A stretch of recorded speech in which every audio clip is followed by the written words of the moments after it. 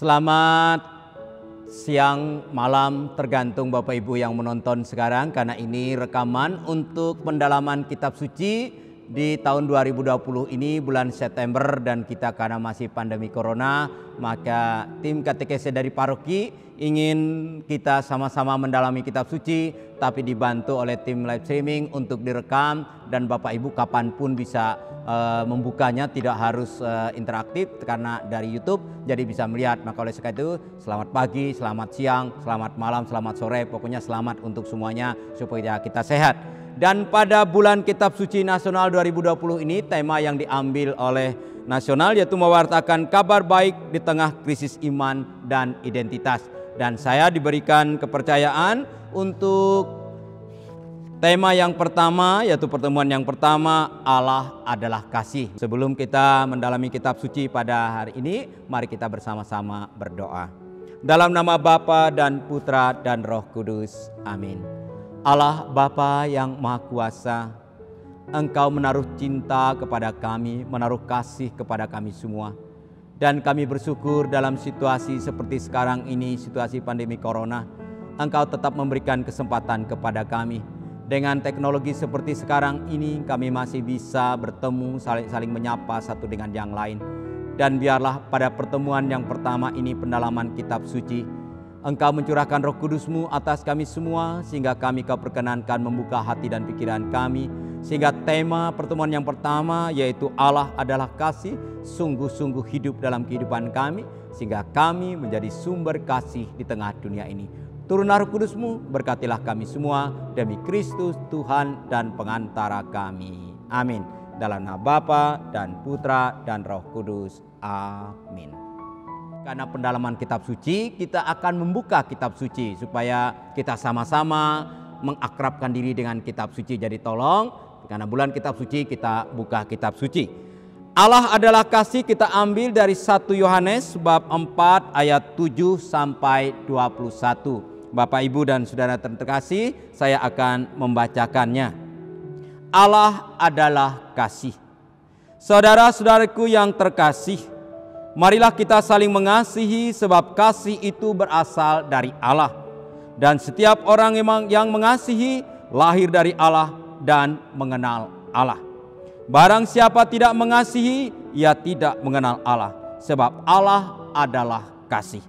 Dalam hal ini kasih Allah dinyatakan di tengah-tengah kita, yaitu bahwa Allah telah mengutus anaknya yang tunggal ke dalam dunia supaya kita hidup olehnya. Inilah kasih itu.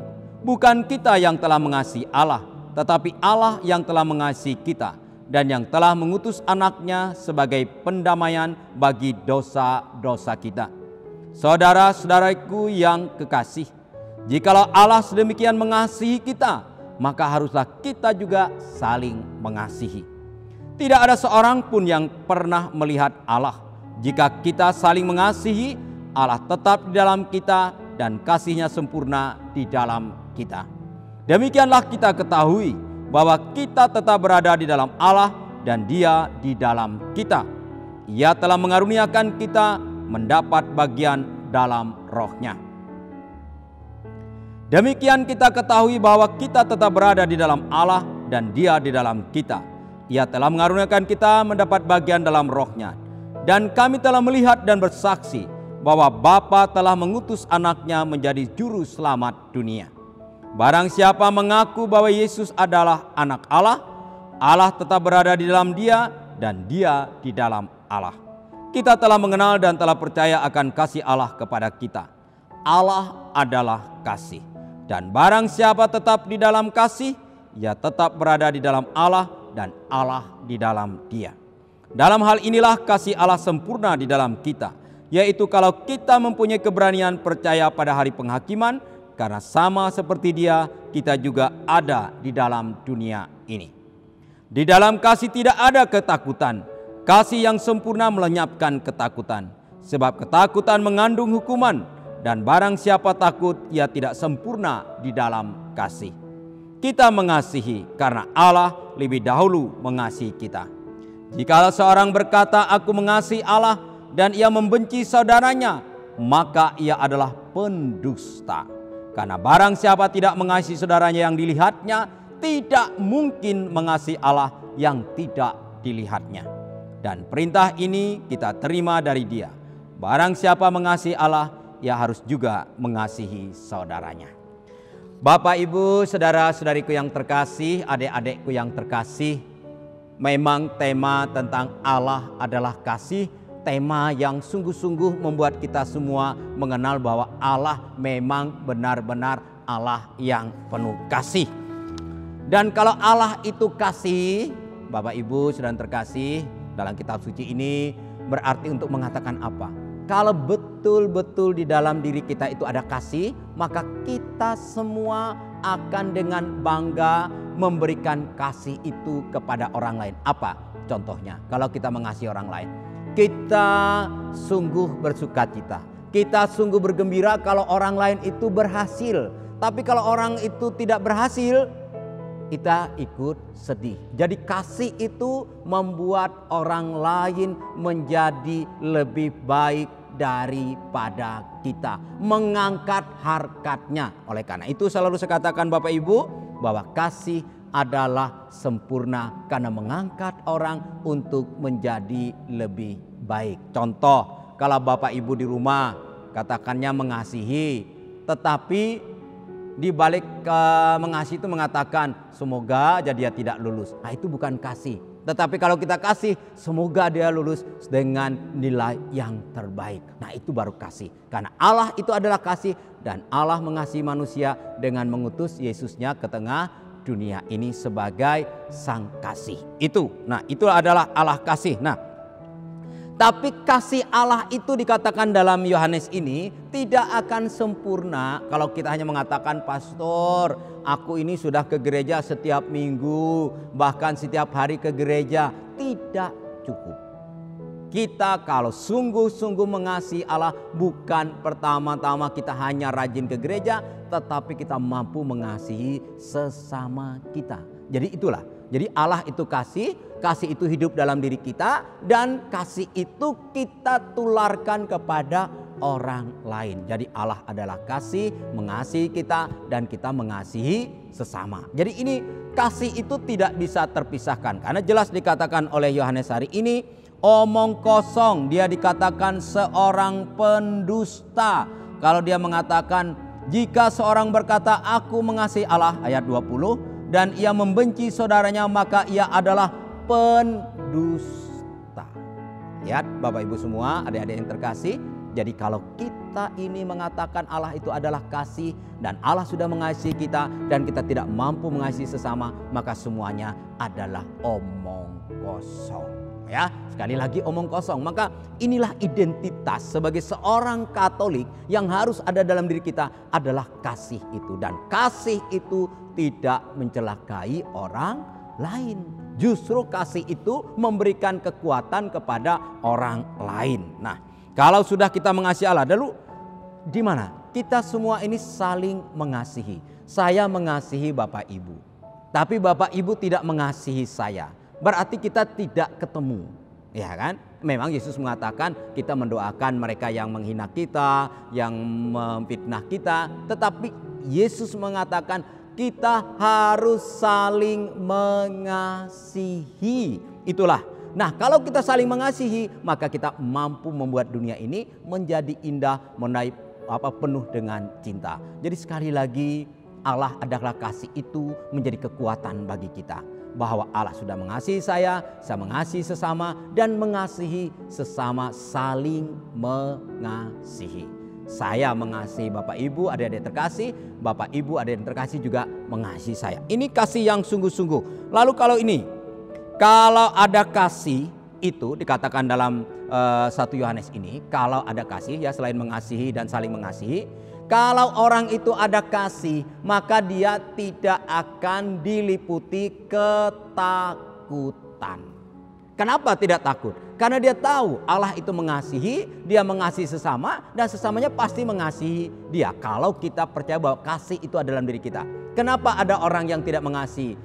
Maksudnya ada orang yang tidak baik. Karena di dalam dirinya tidak ada kasih. Maka kalau tidak ada kasih, terjadilah pertentangan di antara kita. Maka saya yakin kemanapun saya pergi, saya tidak pernah cemas, saya tidak pernah takut. Kenapa? Karena saya percaya kalau saya itu baik, kasih itu ya ada hubungannya dengan baik. Kalau kita penuh dengan kasih, penuh dengan kebaikan, maka kita tidak perlu takut kemana-mana. Mau pergi kemana, mau ketemu siapa, mau kemanapun, tidak pernah takut. Tapi sekali lagi, takut tidak sama dengan apa ya, kalau bukan bahasanya itu, kalau ada orang tidak takut itu jagoan. Enggak, tidak takut bukan karena jagoan. Oh, karena dia punya jimat, tahan